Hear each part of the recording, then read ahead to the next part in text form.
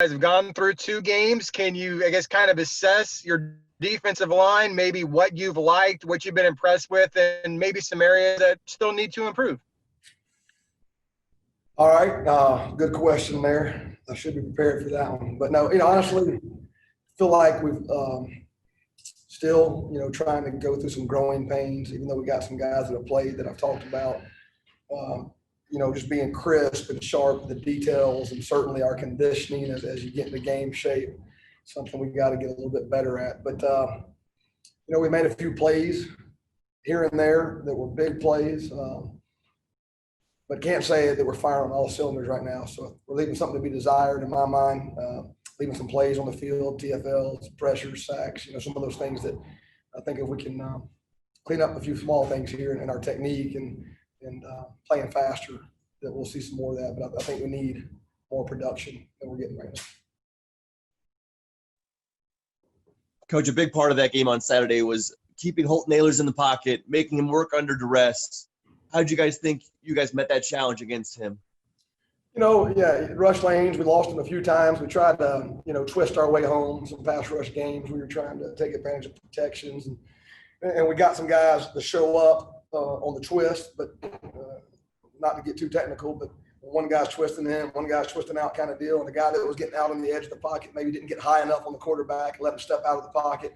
So we were able to create pressure with some of the things we had in the game plan, able to move him, and we were able to hit him.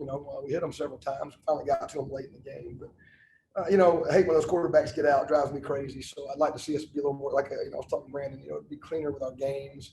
That's some of the small things I'm talking about that maybe would have ended up in a sack for somebody, or a quarterback in the pocket throwing it away, as opposed to a quarterback escaping the pocket. So, but he's a talented kid. He's an athletic kid. Those guys drive you crazy, and always give me, indigestion there on Friday night.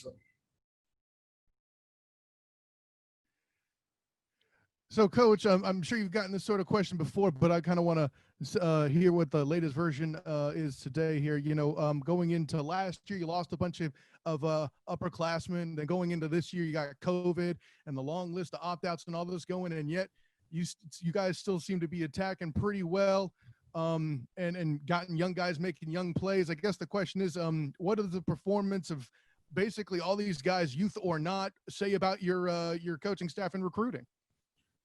Well, I think there's still a lot of ball left for that to play itself out. We've played 2 games, and I think we got our toughest opponent coming here this weekend. So I'd like to, answer that question here in about 8 weeks. But it's good to see a young guy. We played Keenan Hester a couple snaps the first 2 games, and it's fun to see him. He spun his way into a sack.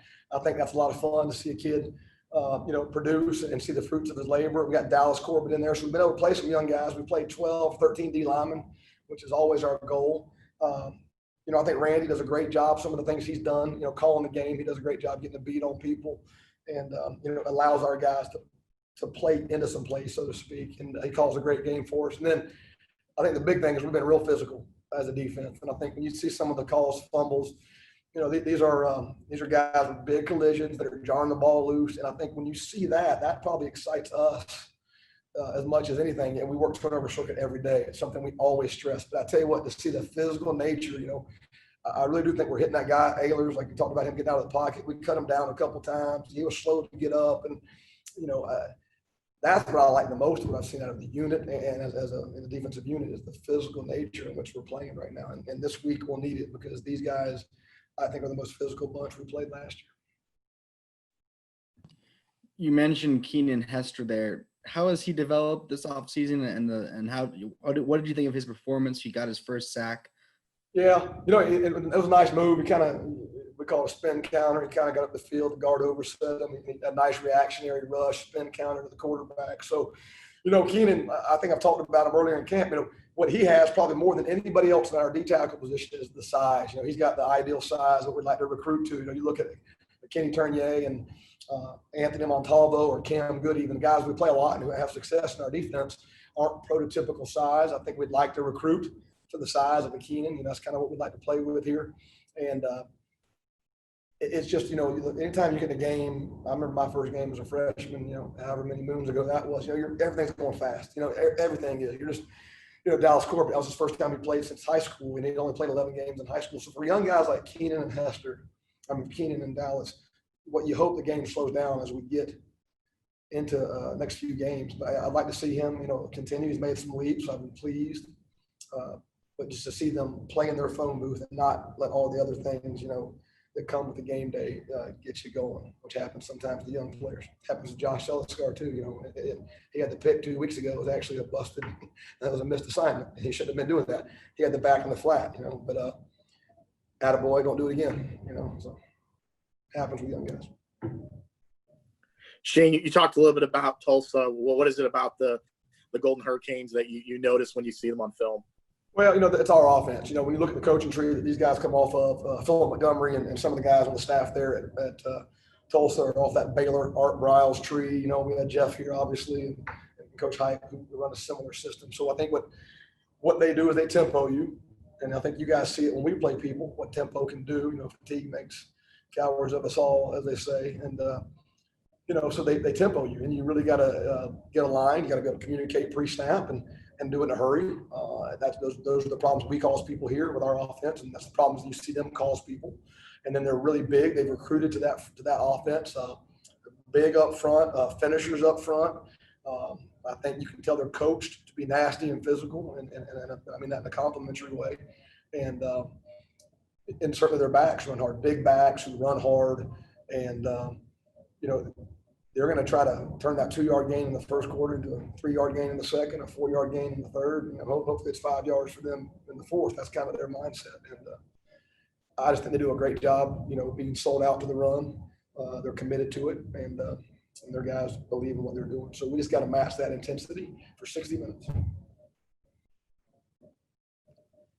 So, Coach, looking back at the last 2 games and looking forward to Tulsa, can you just talk about how the D-line play has impacted the secondary and vice versa? Well, certainly I think a good pass rush is every DB's best friend.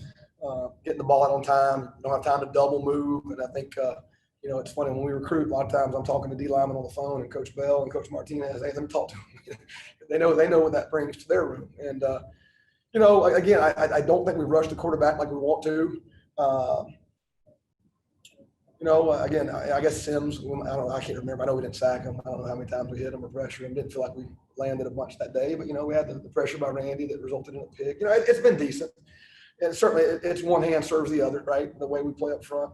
And the same thing in the back end, those guys play a lot of tight coverage. And if you look at the calls fumble we had at Georgia Tech that ended up being a incomplete pass there in the end zone, that was a coverage stack. So it works hand in hand. Those guys, we play aggressive on the back end. Our guys are doing a great job on the back end for the most part. So there's been some impactful plays, but I don't know that we're, consistently doing what I think we can or are capable of doing. Coach, you've always talked about how many guys you roll along that front line, 9, 10, 11 guys a game. In the second half of that game against CC, you did get more pressure. You got both your sacks in the second half. How much of that was a function of just the depth you guys bring in waves as the game goes along, tiring out that offensive line? Yeah, I mean, I do think, the first week I think I played Randy too much. This past week I probably had to play Chris too much. But, yeah, that's the goal. When we talk about rolling, people, we roll a lot early. And really, some of the benefit of rolling early is just like you said. So in the fourth quarter, your one line or your two line is as fresh as they need to be to go finish that game. So we're really conscious early in the game to roll, and we do that quite often. I think the second series at Georgia Tech, I put the entire second team D line in there. Not sure if Randy was a fan of that, but I put the entire 4 of them in there at the same time. And but we roll them early because that's what we want. We want to have that fresh legs. And I was watching the Tampa Bay Lightning game last night. And, I don't like hockey, but I love, how those guys just come in those shifts. They just go, go, go, go, go. And you watch that guy on the ice, and he's just full speed, and they go again. And next 3 come out or 5 or however many they shift. I don't know. But, that's what we want to be. That's what we want to be. And, go as hard as you can for as long as you can. And, we got trust. If you're traveling on the trip, if I'm taking you on the trip, and I'm going to trust that you are able to play and perform the right way. It doesn't always happen that way, but that's what I'm counting on. So. Coach, you just talked about Keenan Hester a few minutes ago, but you kind of referenced a couple other guys obviously seeing their first action this season between Josh Elliscar and Dallas Corbett making I believe his college debut last week after redshirting. Just specifically on those other two, I know you talked about Josh Elliscar and the missed assignment, but what have you seen from him in 2 games, and also Dallas getting his first taste of action last week? Okay, well, Dallas, it was going fast. And what I mean is, I think when you're excited, you don't want to screw up, you want to play, all those things are going, I want to make a play, but I don't want to screw up, and I had never done this before. And, you can, not that they get big eyes, but, you just know, you've been there, you've coached enough freshmen. What I like about it is like the effort Dallas played with, all right? Hey, if you don't know where you're going, go somewhere full speed. I think he did that. He didn't play clean necessarily all the time, but he got his first taste of it. It'll be slower next time. Every snap's a teachable moment for these guys, especially when you're young. You're too wide in this alignment. You were, whatever it might be, you should have folded faster in this call. As much as you try to play at game speed in practice, it's not the same. So what I love is the effort that he in 88 and 52 played hard when he's been in there. You're seeing the freshman mistakes, but you got to be willing. You got to be willing to grow through those as a coach. And not that I'm allowing it or tolerating it. It's necessarily they're gonna.